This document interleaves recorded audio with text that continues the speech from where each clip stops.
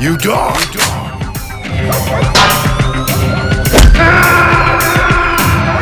Damn it! Welcome to the motherfucking We're covering today's top boxing news. By the way, with your promos and whatnot, I feel like you could be a WWE star as well. I could definitely be a WWE. I'm a diva for real. Yeah. Have you ever thought of that with your wrestling background too? Yes. You have thought about it? Yeah. Funny story. Me and my sister and our friend growing up, we were big WWE fans. Oh, we really? literally thought we were divas, and we lit fireworks in the room to have our own walkout. Wow. That's how serious it was. The pyros and everything? Listen, Mom came in the room like, what's that smell? We have sparklers and shit. It was so funny. I was like, yeah, this is real deal. We're divas. Who did you like? Trish Stratus, Yes. you know, like Legend. the OGs, John Cena. I actually went to a Raw show in Toledo. I remember my dad surprised us with tickets to go. And it was, you know, every kid's dream to go to one of those. Did you ever consider going down that path? Oh, listen, it's in the works. In the works? Yeah. What does that mean? Conversations are being had. For real? Yes. As we speak? As we speak. This is something you'd like to do? Yeah, you know, again, I don't turn no deal down. It only if it makes sense. And when we talk about building a brand, we talk about bigger and better. I'm not just a fighter. I'm not just a boxer. This is what I think that's why they're mad, because they got to box. I don't have to box. Okay. I love to box. I choose to box. And yeah, we're building something big. We're building a brand that is made to last. Like I said, baby, that's on solid rock. They reach out to you, you reach out to them? What's going on? Both. Yes. Have you tested yourself in the ring? Have you tried out? Have you done anything? Not at the moment, because I had been in camp and all those types of things. So, yes, it has been talked about. Do you have any friends there that you've asked, like, hey, what's... Yeah, my girl Jada. Oh, Jade Cargill. Yes, fine as hell. She's got a pretty good physique as well. It? Yeah, I mean, you see that it's word. hard to ignore it. Yeah, no, I love her. Just actually invited her to the fight, but they have... WrestleMania this weekend. WrestleMania's coming up. So you're friends with her? Yes. Okay. So she was like, oh, I can't make it, but I'm supporting you. And I just let her know that she's killing it. Again, representation matters. I didn't see that growing up, and I love to see where she's at now in the space. And, you know, we're doing it. Alycia Baumgardner would not be the first pugilist to endeavor into that sector of entertainment, sports entertainment. We saw Floyd Mayweather do it some years ago, and Mike Tyson. In more recent years, we saw Tyson Fury make one or some appearances on the WWE side of things, so that what Alycia is talking about is not outside the realm of possibility, and it's not really a deviation from the norm, though it does accent why she seems distracted. Boxing being a very jealous sport, is that really a good idea? I never saw a pugilist take up permanent residency over there at the WWE. It was always just brief appearances, cameos. Never anything long-lasting, so that working with the WWE to some extent would not serve as a substitute for her career as a boxer, and yet she says she's more than that. More than a boxer. That these girls have to do it. They have to box. She only does it because she wants to. I think that's a revealing insight into where Alycia's head is at, and perhaps that's why the Dubois fight does not seem as important to her as it does to the boxing community at large.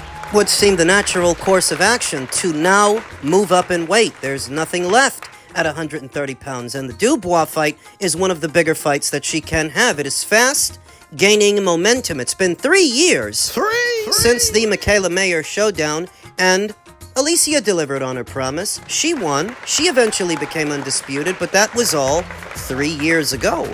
Common theme in postmodern boxing, I think, is that the boxers get too settled in too fast. Bear in mind that Marvin Hagler was a veteran of 51 professional bouts before he beat Alan Minter for his first world title. 51 fights, folks. And the Alan Minter fight was not even the biggest fight of his career, so that now, when I see fighters like Alycia get so settled in so fast after collecting a few belts. I mean, to me, it sounds like she's ready to move on from boxing. It is something that every boxer will eventually have to do, so it's not a crime to start thinking outside the box, but it does feel a little bit premature. There is more work needs doing, more fights to be had. The more pressing matter is the Dubois fight that she seems happy to put on the back burner. I see what people are saying. I see the gossips, and some are of the opinion that she's gone Hollywood. It is hard to argue against that contention. It's not really going to the WWE that would bother people. It's what she's not doing. We've been talking a lot about this the last few days. She's got a live one in front of her. I hope that she realized that. I hope that she understands.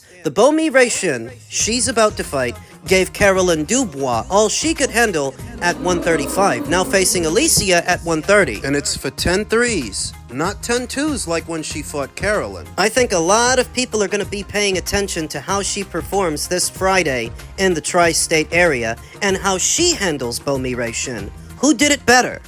Someone in Floyd's prime who recognized he probably was the best fighter of my lifetime. And what I enjoyed about him winning, along with him being the best, and yeah, I once told a story on here that he pretended he didn't know who Paul Williams was the night after watching him knock out Sharmba Mitchell at the Orleans Hotel. And, you know, guys like Miguel Cotto, he when he retired in 2008, that would have been fighting a Apex Cotto. And De La Hoya had a receding hairline, but was still a much bigger man than he was, and was still a world champion when Floyd beat him in a huge fight. And anyways, his resume is sparkling, but you could certainly, with him and with a lot of other great fighters, say, not this fight happened and this fight didn't happen right when this guy was at his apex, a Pacquiao, a Mosley, a De La Hoya. But all said and done, he did it. You know, he did it. And you're right. And there's only so much you can take away from it. But I think what I enjoyed about Floyd always winning was exposing the country's hypocrisy. If you guys claim to love these virtues, I don't like him because he's this, I don't like him because he's arrogant, he does. Okay, well, there's a dime a dozen champions who are quiet and humble and go in there and do the fist with their talking. Why aren't they selling 2-3 million pay-per-view buy fights? There must be something about him that attracts you to it. So if you claim not to like these virtues so much, then why go for it so much? And he's playing you like a fiddle with that. No. You want this shit. And so I give it to you, and I just win in the end because I'm the best. And I enjoyed that about it. So I get what Ant's saying. They always want him to lose, and there's some ugly reasons why, but there's also, I never watched this video, but there's a video on YouTube called The Satisfying Downfall of Floyd Mayweather. I didn't watch it because I already have known for years. The not ugly part is, you know, it's like a Greek tragedy for a man to say what Ant's saying, to, you know, put himself above the rest, is I got all this, I got all. There is a degree of I don't know, maybe hubris is the word. I need a better thesaurus. I need to read more. But there's a really smart word to describe someone who would do that and then fall from grace. I don't view Floyd's current predicament and his potential downfall as some kind of Greek tragedy so much as a case of causality. He marketed himself as a brash bad boy. He deliberately made people not like him so that when they don't... There's no errant mystery as to why they don't like him. Just like there's no errant mystery to why all of his money might be gone. It's because that whole entrepreneurial persona that he put on for the public was little more than that. A persona, a character. Sean talked about how people didn't really like Floyd, but simultaneously they all still paid to watch him. A half-truth. And I've often highlighted this, that it wasn't just Floyd they were paying to see. They were also paying to see Canelo, who had already amassed some marquee value at the time that he fought Floyd. The same as Miguel Cotto, the same as Juan Manuel Marquez, Mosley. Pacquiao. He gets the Oscar De La Hoya fight, and it did well at the gate, well at the box office, but what do you think? That was all due to Floyd? Why do you think Floyd wanted to fight Oscar so bad? Why do you think he gave Canelo Alvarez an opportunity at just 23 years old? I'm not telling you that Floyd by himself didn't have marquee value. I'm saying that so did his opponents, and that's a big part of the reason those events were so successful. It wasn't all down to Floyd. It's not a Greek tragedy. It's just a case of causality. You went out of your way to present yourself as a bad boy to sell your fights, and maybe You did too good of a job. So good, people are now rejoicing in your downfall. They don't like you. Sean calls it hypocritical. That the same things people didn't like in Floyd Mayweather, in terms of character traits, they might like in somebody else. Maybe, but it's not written on any piece of papyrus or parchment that you have to like Floyd and his brand of being a heel. Maybe you like the way somebody else does it, but not him. Same way you might like Nigerian jollof rice more than you like Ghanaian jollof rice. What? Maybe it doesn't all boil down to hypocrisy and double standards. Maybe in some instances it's just preference.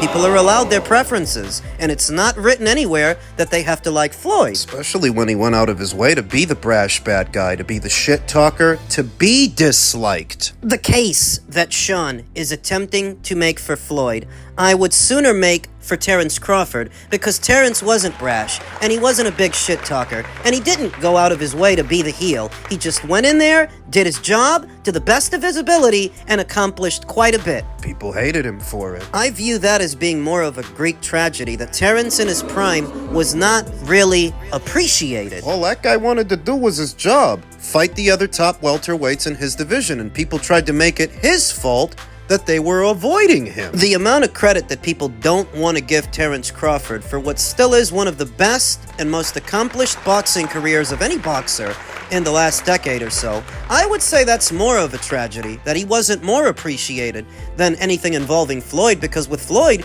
it's very obvious why people don't like him. I think this is all a work. You telling me Mayweather didn't understand the contract, that it was going to be a real fight? Of course he did. I think this fight happens. It happens in September. It happens at the Sphere, whatever they're going to do. I think this is all a work. Did you ever think Mayweather would go broke, number one? I don't know if he's broke. Did you see that you got a $7 million tax bill right now? Oof, that's a lot. You may have beaten everyone in front of you, but you will not beat the IRS. Uncle Sam always gets paid. Well, Sam is the only guy that could ever beat Floyd Mayweather. Chris, once again, giving Floyd Mayweather a little bit too much credit and his understanding of things. Floyd's the guy who's telling the world that Al Heyman and the guys at Showtime stole over $300 million from him right under his nose. Maybe you're overestimating his understanding. He doesn't really believe he's broke either, but use your head. You see all the people that he owes money, all these people suing him. He's also in the hole for millions with the IRS, and on top of that, he's telling the world over $300 million of his money has come up missing. Sounds like he's broke. He is scheduling exhibition matches at a greater rate than PBC fighters are fighting. Mike Tyson, Mike Zambitis, then Manny Pacquiao. Sounds like he's broke. Maybe Chris, as a boxer, doesn't want to believe that a fellow pugilist who has soared to the heights of a Floyd Mayweather and made the kind of money that he's made could end up just another broken down boxer. But bad spending habits are bad spending habits. It's not a Greek tragedy. It's causality. Cause and effect. To a lot of people, Floyd Mayweather was little more than a materialistic little man only focused on money, so that now if all of that is gone... It's not going to be this outpouring of sympathy. Cause and effect. You didn't care about the people or entertaining them. You didn't care what they said. You didn't care what they thought. So when you go broke, they don't care about you. Cause and effect. I don't know another way to put it. I'm not saying he wasn't a great boxer. I'm saying that he was not all he was made out to be. Karma's gonna catch up and bring the mustard. Very calculated move. I think it's a smart move. I really do. Because not only is this a huge opportunity and a huge fight, he can win. That's the craziest thing. I'm talking to people and they're like, I think Boots is too confident. I think Boots thinks he's going to walk over this kid. I'm like, stylistically, it's a really tough fight for Boots. I've never seen Boots really close the distance on a guy who can move and is going to punch. Because if he sits there and fights the way that he did against Karen Chukatsian in the first fight, he loses. If he fights in the same way he did in the Karen Chukatsian fight, second fight, he loses. You can't just walk in the front door. Who was the Armenian fighter that he fought? That Terrence Crawford had KO? Avanesian. Exactly. You fight that fight with Xander, you lose. You can't fight that way. You've got to show me things you haven't shown. I've heard you can do it in the gym. I've heard all that. That's all great. You got to do it on Fight Night. You got to do it under those lights. Because if you don't, Xander Zayas is going to box his shoes off and he's going to win that fight. But yeah, I agree. I thought there was a lot of... So a lot of people in gyms are saying that maybe Boots is being a little too confident. Perhaps. We've already seen that his Achilles heel is movement. He may have beat Karen Chukadzian, but he didn't look good doing it. Movement is actually the Achilles heel for a lot of boxer punchers like Boots. If you're aggressive and you're coming forward, winging shots, he can look good. He can look great. Like how he was looking on Showtime, being matched against guys like Thomas Tulorme and Chris Van Heerden, Sergey Lipinets. I don't know what they were grooming him to do. What were they developing him into? He's on the same side of the street as a lot of the top welterweights, and he didn't fight not a one. They didn't use them to develop him, and I've never trusted the matchmaking over there at the PBC. He himself may not have been a PBC fighter on paper, but he was about as good as one because they were using him as the anti-Crawford. It seems the only interest that they had in Boots was using him as a shield to protect Errol Spence Jr. But outside of that, look at the matchmaking. What kind of grooming process is that? What do you aspire to achieve by having him fight those fighters? Near as I could tell, the only thought process that went into the matchmaking was making him look good. Which is not the same as being good. Then you look over at Xander Zayas and what is Top Rank's developmental process, what I consider the gold standard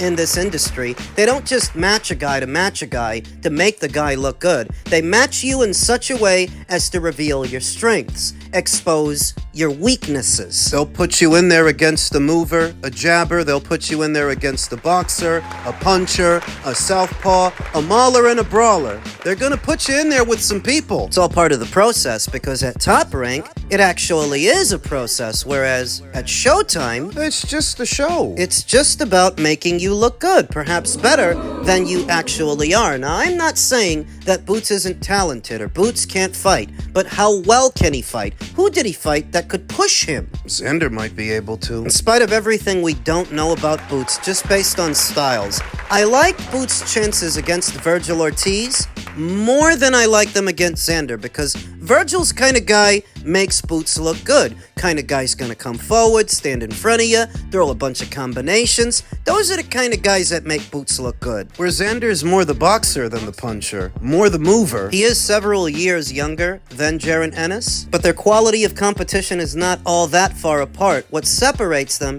is that what Boots did at 147 in his late 20s, Xander just did at 154 in his early 20s. It didn't take a year and a day for him to become a unified champion. It didn't take an eternity. They're saying that perhaps Boots is overconfident in the victory. Maybe. Xander's pretty confident too, though, to go into a fight like this, and so is Top Rank for letting him. Yeah, they're both pretty confident. In a fight that I think is tough to call, a lot of what you've heard about Boots is little more than just a vote of confidence based on gym stories, not people that he fought and people that he beat. There were no surprises there. And maybe there were no surprises with Xander. But Xander is only 23. Boots, that guy's damn near 30. With like 100 fucking fights. So I don't think it's a foregone conclusion that Jaron Ennis wins. Maybe a lot of people are leaning into him for the victory, and maybe the bookies have him as the betting favorite. But what is that based on?